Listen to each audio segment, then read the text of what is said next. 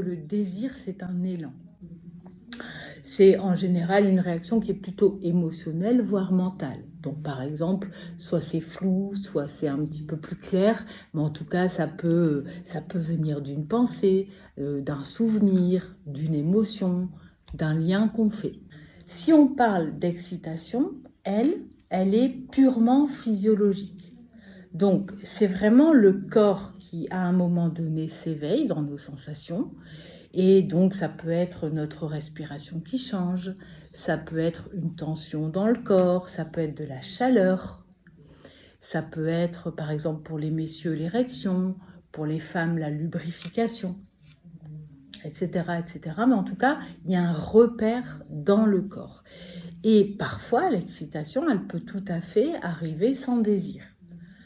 Je prends l'exemple, par exemple, chez les messieurs, une érection nocturne ou matinale, pas obligé d'avoir du désir puisque ça vient de manière mécanique. Puis parfois, peut-être qu'on peut ressentir quelque chose dans le corps, de l'ordre d'une stimulation, et puis finalement, voilà, il n'y a pas encore toute l'élaboration de l'élan. Quand on va parler du plaisir, c'est vraiment un ressenti qui est subjectif. C'est propre à chacun, c'est vraiment la manière dont on va codifier un petit peu notre rapport au plaisir. Une caresse comme ça, voilà, ça peut être agréable chez une personne et puis complètement désagréable chez l'autre. Donc vous voyez bien que c'est vraiment propre à chacun, propre à chacune. Le plaisir, il peut être corporel, il peut être symbolique, affectif, plutôt esthétique. Il y a quelque chose qui nous porte. Et en même temps, on peut avoir du plaisir sans excitation intense.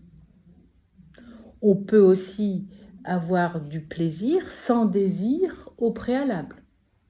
Et inversement. Donc, tout n'est pas lié. Parfois, on confond les deux, mais les deux sont vraiment bien distincts. Et quand on va parler de fantasme, on est vraiment dans la création mentale, dans l'imaginaire. Alors d'ailleurs, il y a un imaginaire érotique, tout n'est pas obligé d'être réalisé. Et en même temps, dans notre imaginaire érotique, il y a parfois des personnes qui ont un imaginaire érotique qui est plutôt florissant, et puis d'autres moins. Mais en tout cas, tout ça, ça se cultive.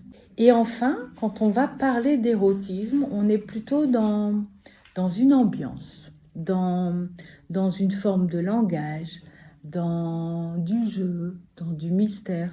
C'est quelque chose aussi que chacune peut aller assaisonner à sa sauce. Voilà, c'est des petits instants, c'est des moments suspendus, et tout ça, ça peut créer quelque chose d'érotique.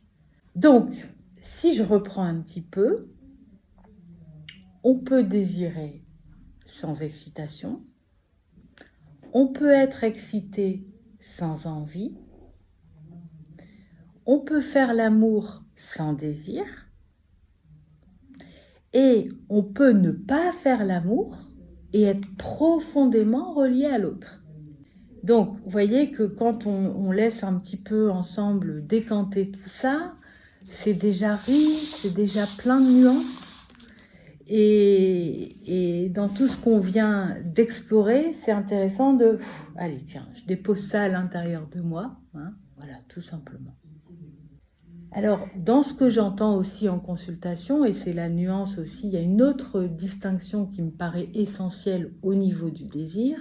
Il y a une distinction entre le désir hormonal et le désir relationnel. Par exemple, j'entends parfois « j'ai pas de désir, c'est sûrement hormonal ». Ou alors « je ressens du désir, mais je veux pas forcément être proche ou être en lien. Je le manifeste pas ». Quand on va parler de désir hormonal, on est vraiment dans une poussée interne. C'est vraiment un élan physiologique et c'est influencé par les hormones, par notre santé, par le stress, par nos conditions de sommeil, plus ou moins bonnes. Et puis, quand on parle du désir relationnel, là, c'est plutôt quelque chose qui va naître de la qualité du lien, de la présence à l'autre, la sensation d'être reconnu, d'être touché, d'être apprécié, d'être désiré. Et c'est valable homme-femme, c'est important dans cette notion de donner-recevoir. Et effectivement, quand on va parler de désir relationnel, c'est beaucoup plus lent à se mettre en place, c'est peut-être plus subtil, mais en même temps, c'est complètement légitime aussi. Bien souvent, cette confusion entre désir-pulsion et puis désir-relation, c'est ça qui crée vraiment plein de malentendus dans les couples et même à l'intérieur de soi. D'ailleurs, pour vous donner une petite illustration, quand j'entends des personnes en consultation ou plus particulièrement des femmes dans cette notion-là, dans « j'ai pas envie », souvent je leur dis « mais vous n'avez pas envie de quoi ?» J'ai pas envie que tu me touches les seins, que tu me pénètres, j'ai pas envie que tu m'embrasses de cette manière, par exemple. Est-ce que je peux aussi m'axer sur de quoi j'ai envie avec toi? Ça peut être, je suis fatiguée, j'ai envie d'être dans tes bras, ou j'ai envie que tu me masses la nuque, ou vous voyez ce que je veux dire? Et du coup, là, on est en train, quand on est comme ça, en train davantage de cultiver le désir relationnel, parce que c'est aussi toute cette envie d'être proche avec l'autre. Et après, c'est vrai qu'il y a plein d'interprétations. Le corps, il fait deux choses, en fait. Il se contracte ou il s'ouvre.